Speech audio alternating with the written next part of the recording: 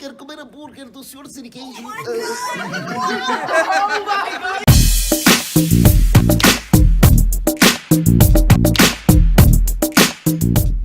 Fala, abençoado. A gente está aqui na tentativa hoje de fazer uma entrevista com o pastor Marcos Feliciano. Marco Feliciano. Tá muito difícil porque tá todo mundo querendo tirar foto com ele lá, ó. Are we filming? Yeah. So, ok, vem aqui, vamos. Uma pergunta. Vou fazer aqui uma pergunta pra ele lá, ok? Deus meu, vamos ver onde é que isso vai dar. Vamos ver o que vai dar, porque ó, o coração tá mil. Vai lá, como é YouTube pelo mundo, né, gente? Vamos ver.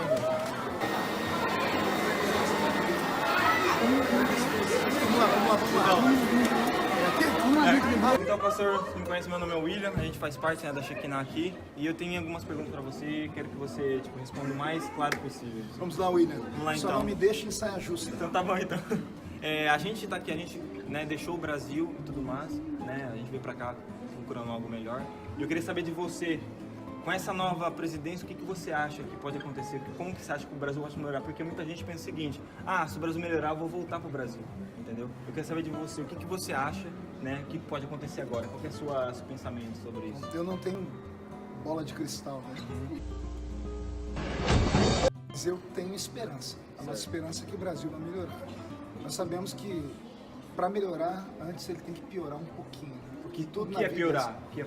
Nós precisamos de remédio forte. Doença grave, você não pode tratar um câncer com uma cibalena, tem que ser uma radioterapia. O Brasil está doente. Certo. E a nossa doença é crônica. O Brasil corre o risco de falir de verdade.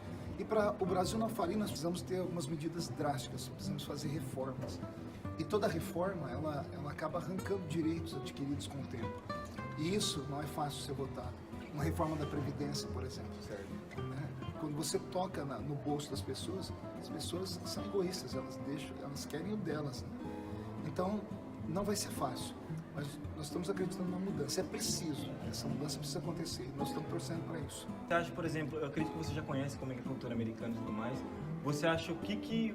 Eu vi que o presidente Trump, né, e o Bolsonaro acabaram fazendo uma conexão ali. Você acha que isso pode... O que pode ser feito? O que pode ser evoluído em relação a isso? Isso para o Brasil é muito bom, porque o Brasil é um país inferior aos Estados Unidos. Né? Quando você faz parceria com um gigante, você pode ser protegido por ele, você pode copiar o que deu certo ali também. Então os pensamentos conservadores do nosso presidente Jair Bolsonaro são parecidos com o pensamento conservador do Donald Trump, só que são realidades completamente diferentes. Por exemplo, aqui nos Estados Unidos não existe lei trabalhista.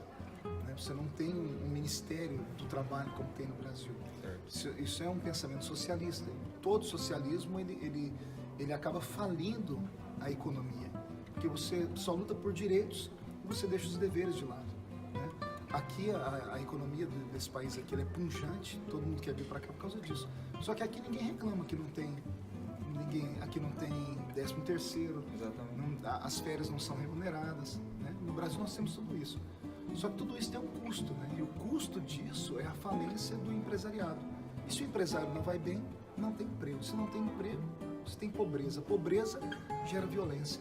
A violência destrói o país, que é o que está acontecendo. Então, eu vejo com bons olhos essa aproximação do presidente Trump, até para acordos comerciais. Né? Para finalizar, então, a última pergunta é: como você acha que a igreja em si, no geral, possa influenciar nessa questão dessa parceria com o presidente Bolsonaro? Orando.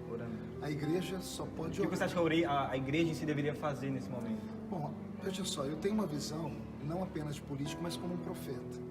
E a minha visão como profeta é que tudo que o Brasil passa hoje, ele passa por culpa da igreja. Porque a igreja deixou de fazer o seu papel. A igreja, ela tem que ser o alarme da sociedade. A igreja tem que denunciar o erro, o pecado, a corrupção. A igreja tem que denunciar aquilo que está fora dos trilhos. E a igreja brasileira, de repente, ficou conivente. Nós tivemos um partido comunista governando o nosso país por 20 anos, com a aquiescência dos nossos líderes religiosos. Eu entrei na política e em 2 meses rompi com o PT, porque eu descobri o que era o PT. Agora imagine que nós temos outros deputados, senadores e até líderes religiosos que caminharam ao lado do PT a vida inteira. Será que eles nunca perceberam? Eu que sou novinho, cheguei em 2 meses, vi, depois de 8, 12 anos você percebe que eles estão fechando a igreja não com mão de ferro, mas através de leis. Né? Então a culpa do Brasil estar nessa situação que nós estamos passa pela igreja. A igreja não vigiou. O progresso ou o progressismo, né, que é a bandeira do do socialismo, ele é a liberdade a qualquer custo. E liberdade sem responsabilidade vira libertinagem.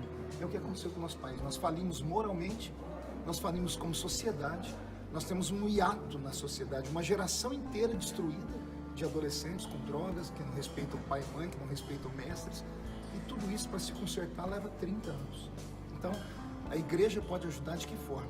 Ensinando os seus membros a exercer o seu direito de cidadania, a votar com consciência, não com voto de cabresto, não sendo enganado, né? Ensinar os crentes a procurarem saber, conhecimento, né? A Bíblia diz, o profeta Osés, né? Meu povo erra porque não conhece. Então, quando o povo conhece, Jesus diz, conhecereis a verdade e ela vos libertará. Então a igreja tem que fazer o seu direito de cidadania e orar. Se o meu povo, que se chama pelo meu nome, se humilhar, e aqui vão puxar um de orelha em todo mundo, né? Deus está dizendo que a solução para o país passa pelo arrependimento do povo dele. Se o meu povo, que se chama pelo meu nome, se humilhar, orar e arrepender dos seus pecados, eu ouvirei do céu e sararei a sua terra. O Brasil vai ser sarado quando a igreja se arrepender. Eu gostaria de fazer uma pergunta. Pois não. A gente, como cidadão brasileiro, a gente às vezes acompanha algumas coisas que acontecem no Congresso. Muitos projetos que foram lançados por deputados, projetos bons. Acredito que o senhor tenha lançado muitos projetos bons para o nosso país. E infelizmente a gente sabe que a máfia é muito grande, né? Está grudada nessa nossa nação. E a gente vê que essa última eleição deu uma mudada na cara da política brasileira. Muita gente nova. A gente tem um pouco de esperança que isso vai mudar. Qual que é a posição do senhor com relação a isso? Porque a gente gostaria que tivesse esses projetos aprovados, né, para que venha também ajudar a nossa nação a se levantar. Eu vou usar um argumento que eu usei quando estava pregando aqui. Você é jovem, mais jovem do que eu. O jovem, ele tem essa visão de revolução, né? Mudança a qualquer custo, a qualquer preço, tem que acontecer. O velho, como eu agora estou velho, barba branca, a gente é mais pé no chão. Isso é ser conservador. O conservador ele é diferente do revolucionário, porque o conservador ele prima pelas coisas do passado. Né? Essa casa está de pé há 50 anos. O revolucionário quer derrubar essa casa. Não, vamos fazer uma casa de vidro, vamos fazer uma casa assim. Mas e tem gente morando nela, a gente mata para fazer outra. E o conservador não, calma aí, essa casa está há 50 anos, como é que ela aguentou tanto vento? Vamos estudar o alicerce dela e vamos aumentar ela aos poucos. Né? Então, até essa mudança na política brasileira, hoje eu vejo ela com medo. Porque o parlamento é uma casa técnica. E você muda metade do parlamento da noite para o dia. Chega a 250 pessoas que não conhecem política, que não conhecem regimento interno, que não conhecem Constituição Federal. Gente que quer inventar roda. Gente que acha que, por ser político, ele consegue mudar a vida de uma nação da noite para o dia.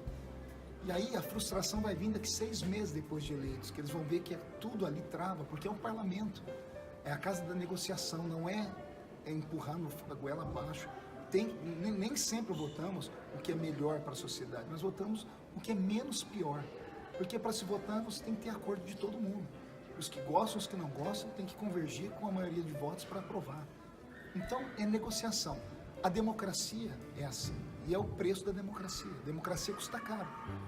Você tem democracia, você tem que manter o parlamento. Aí as pessoas são contra o parlamentar ter um carro, o parlamentar ter isso, ter aquilo. Então as pessoas têm uma visão muito tacanha da política, entende? Então se as pessoas não começarem a entender o que é política de verdade, vão se frustrar lá para frente. Como eu disse, eu espero que melhore. Mas tem que ser com o pé no chão. Não é a ferro e fogo. Porque a ferro e fogo é ditadura, não é democracia. Então é isso, pessoal. Espero que vocês tenham gostado do pastor Marcos Celiciano.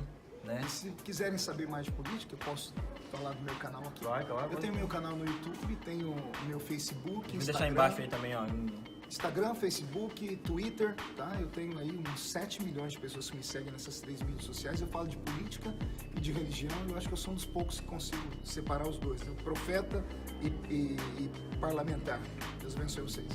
Então, como eu falo pra vocês, sou youtuber pelo mundo e fica atento ao next vídeo, porque não vai. Ok, mas não exorta. Tchau. Quero comer hambúrguer do Sr. Sirigueijo.